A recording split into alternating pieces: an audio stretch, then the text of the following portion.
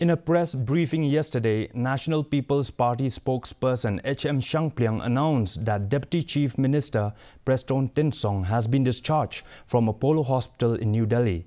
He is currently resting at Meghalaya House and is described as hale and hearty. Tynsong was initially admitted to the ICU at Nazareth Hospital on September the 9th before being transferred to New Delhi on September 11. He is expected to return to Shillong in the coming days.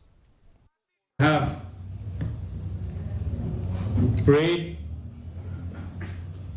and conveyed the best wishes for the speedy recovery of their beloved MLA, Sir Prestone Tynsong. Sir Prestone Tynsong, our Deputy Chief Minister, has been released from the Apollo Hospital and he is resting for a few days in the Meghalaya House in Delhi. I could speak to Sir Prestone Tynsong today afternoon. He conveyed his best wishes to each and every citizen of the state of Meghalaya. He further informed that he is hale and hearty.